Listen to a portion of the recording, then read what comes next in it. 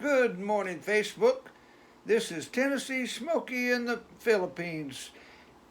Doing a little vlogging this morning. I've been wanting to make a video for the last few days, probably for the last couple of weeks. I've been sort of slacking on this, but been sort of busy. Things are changing here in the Philippines, that's for sure. Today's March the 17th. It is 9:34 in the morning. And I just got back from taking Judith to get her a supply of meat to sell today. She's still doing her reselling. She's doing pretty good. She started selling barbecue, Filipino barbecue, and she's quite doing the good job at that too. January this year, she asked me, she said, honey, she says, I want to make money for myself. And really, that was a good thing for me. That way I know that she can support herself when God brings me home. And yeah, she's been doing a good job. I can tell her to keep the money separate. That way she don't take no money out of our account. And she's been doing good. Plus this morning, I come walking in the door and she said, oh my God, Richard, look at this.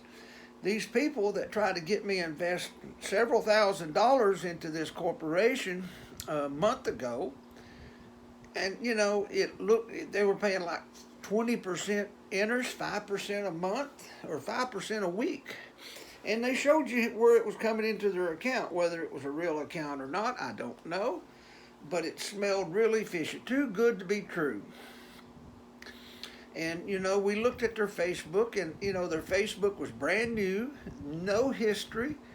They're brand new in the subdivision, and here they are wanting a foreigner to give them $1,000. First, it was okay. You can invest. You can put into the company's website. Then it come up, and he says, "No, you just give it to me, and I'll take care of it." And I thought, well, that sounds red flag number 10. And comes to find out, these people owe people all over the Philippines right now. Several people are looking for them, and they're wanting information. But anyway, God was with me.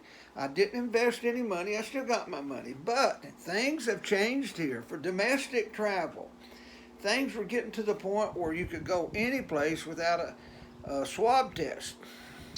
But right now, Manila is on a complete lockdown, and it's up to the local governments. What they're doing, they're locking down the barangays, not the whole Manila. The barangays, it's got the highest cases of COVID right now. The last couple of days, yesterday, was over 5,350 cases in one day. And that's the high since the peak. So President Durante just says, that's it, lock it down. And so what they're doing is locking down. They've got a curfew. The first day of the curfew, I think, was Sunday or maybe Monday, and they put, it was basically all children. The barangay come around in our subdivision, or Philippine National Police come to our subdivision yesterday to inform the security to let all the children know they have to wear a face mask. And, they come up and told our children yesterday out playing, having that face mask down on their chin needs to be up, or we're going to have to go to your parents, and they'll fine the parents or put us in jail. So I know in America they bitch and complain about wearing a face mask, but over here it's the law. But things have changed. I was going to do a scuba diving trip in Puerto Galera this week. My Scandi Divers Resort sent me the memo from the barangay saying that no swab test was required. You could take your private vehicle. You could take the ferries are going to be opening up, so that's no longer a private boat. Boat was necessary at 8,000 a person each way, pesos, where the boat is around 400. And I don't know if that's round trip or one way. It's been so long, but it's nothing compared to 8,000 pesos. But I was going to do that. Then Judith, we were laying in bed the other day. She said, why don't we go visit my father? Her father just told us he has cancer. And he's moved from Pasay to the province, Nueva Seta. That's the province where Judith grew up as a child. So We are going to do a road trip this weekend. I've hired a driver. Makes it easy on me. I got cataracts. I can't drive at night, so I'd rather pay the money and keep everybody safe. And plus, he may know because they've got a new highway opened up, and I've been told by several people there is no traffic whatsoever. So it should be a good clean shot if this guy knows. And I think it starts at the new airport overpass. So or Skyway, that's what it is. So we'll see how that goes. Judith and I went to the bra guy yesterday morning, told him what we was going to do, and they didn't have the answers themselves, but they took it on themselves to call the Huevecita government over there and find out if there's any problems. And as long as we didn't have the COVID, no tests required. There's no checkpoints, but again, we'll see about that. We're going to take the dog with us.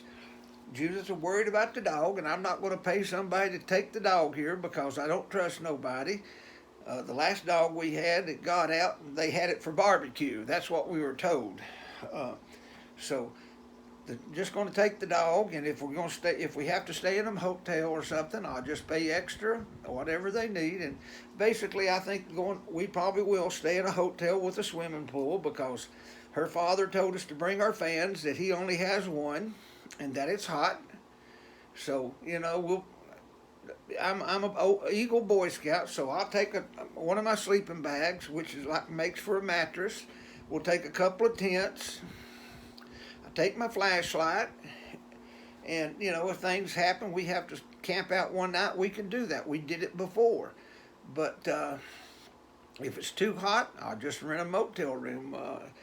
Thank God for Grandpa Biden. He's sending out stimulus checks to us Americans that still pay income tax, and I'll use that to keep my butt cool in the hot weather here. But I appreciate, I do not support Biden whatsoever, but I will spend the Democrats' money. I'll spend my grandchildren's money. My parents, they spent my money, so it doesn't, it all just gets washed out in the wash. But things have changed. I tell you, I thought the Philippines was getting ready to open international travel. I mean, President Durante says that we have to open up the economy. People are starving to death. People have lost so much money during this pandemic. People have made a lot of money during this pandemic. So it goes both ways. But things have been really, here in Cavite, we have upward cases, but the governor just keeps on there. He says we need to wear our face masks. We need to do social distancing. We need to wear our face shields in crowds. Judith went to the open market here yesterday, and they told her, you need to wear your face shield next time, Mom. The face shield is required in the malls, in the grocery stores, but now they want you to wear them just in any large crowds, which is okay. I went and got a haircut Monday. I took my face shield, took my mask, and the guy told me to take my mask off where he could cut my hair. So, sometimes it's the individual choice of where you're at. Now, here in the house where we have company, if the people come in with their mask, I put my mask on just to make them feel comfortable. We have a Bible study every Saturday, and they all come in with masks, so I put mine on. We have found a nice little church. They preach out of the King James Version. It's a good pastor. He does it over the internet. Hopefully in the future they'll start letting everybody come. Right now it's like 50%, like 50, 60 people can come into the church, and the others do it online. But they do the youth, the Wednesday night meetings and stuff online. So if you want to hear preaching, you can hear preaching. Lord, and God's taking care of me. I tell you, I've sit here a few nights and worry about things, and I put it all in God's hands, and things are working out so much better. I'm not stressed out. I don't feel so sick. I really feel good here lately. Be honest with you, I quit drinking beer, and I put it to the side. That's it. No more. I've gained so much weight. I think that that's what keeps my mind crazy, and it's just a waste of money. And my little girl come up to me the other day. She said, "Daddy, you're something so different about you," and she hugged my neck. That's worth all of it, Lord. I wished I would have done this 50 years ago. But everything is good here in the Philippines for the Reed family. Watching NCAA March Madness is coming up. Tennessee, my Tennessee Volunteers, they're a fifth round pick. They'll play Oregon State Saturday morning here, and they're in a tough bracket. The girls are in too. They're in there with UConn, which UConn and Tennessee have been at it for the last 20 years, and Tennessee got ripped off with the SEC tournament because one of the Florida players put a cheap shot on Fulkerson, one of the top forwards in the SEC, knocked him out of the game, which Tennessee beat Florida really, but then they had to play Alabama next, and without Fulkerson in there to block, they couldn't win. They needed that. Fulkerson, he is just a good old Tennessee boy from Johnson City that loves the University of Tennessee, and he give his all for Tennessee every game he plays. He's had the last few weeks was very sloppy play, but boys, he picked it up, and then they smacked him across. The guy hit him in the throat, then an elbow to the eye. They probably should have charged him for assault. That was how bad it was. If I'd have done that to somebody in the outside, they would have put me in jail. But anyway, guys, save your money. Things are going to open up soon. The provinces are becoming easier and easier to go to. Boracay is open to domestic travel. Flying is still a pain in the ass. You got to have your COVID test. You got to have this. You got to have quarantine. You've got to install that tracker app on your phone where they can trace you every place you go, every place you've been, just in case you went into a place with the COVID. Is that good? I don't believe that anybody should know what your personal life is. That's a United States boy. That's me. But I'm in the third world country. I have to obey and do the things that they ask me to do or leave. And hell, I don't have the money to leave. It cost me $2,000 just to fly one way to Tennessee. And that's a lot of money for an old boy that don't draw that big. Well, I draw a good Social Security, but it's not enough to get on the plane and then hopefully have enough money to set up a new life back there. My life's here. I've got it set up.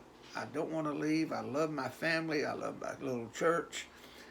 And I love being here in this hot weather. But anyway, guys, I ask you to please pray for me. Please pray for our church, our countries. Pray that all this COVID, this plague, I call it the plague, that gets cured. These doctors and this vaccine. The vaccine, wow, that's another thing. Went to the doctor last week. I asked the doctor, can I get the vaccine? Well, Mr. Reed, are you a essential worker? No, sir. Do you work here in the Philippines? No, sir. He says, well, right now, there's no way you'll get the vaccine. It's just for Filipinos, essential workers. They told me that I needed to talk to the barangay here, yesterday when I was at the barangay, I asked them. And them girls were quite stunned. They didn't have no idea. Oh, I said, well, I'll be able to get the vaccine. They shook their head, but they don't know. That's just the girls in the front office. In America, I was supposed to get it March the 20th. That was my date. But a plane ticket home round trip is like $3,000. I think I'll just take my chances because I've been doing good. I stay away from people. I wear my mask. I clean my hands. And I stay away from people. I just don't want to be around people that take a chance of getting that nasty disease. The opening of the Philippines is coming. I tell you that they are squeezed. People are losing so much money. People are putting up businesses for sale, closing businesses. The ones with a lot of money are just getting bigger and bigger and getting ready for the opening, because when it opens, it's going to open and it'll go. I think it won't open till 2023. Even if they open it up, it's going to get slow coming here, because the Philippines has this. The Filipinos have this thing that they'll make one rule, they think about it, and they wake up and they change it and do it a different way. So here you are, you're doing it one way, you get here and you have something else you have to do. So fellas, just hold on. Tell your girlfriends, your fiancés, your wives, whatever it is, you'll be back soon, to love you, to be true to you, because that's what you need. Anyway, this is Tennessee Smokey and the Hillbillies saying have a great day, God bless you, and go Tennessee Vols.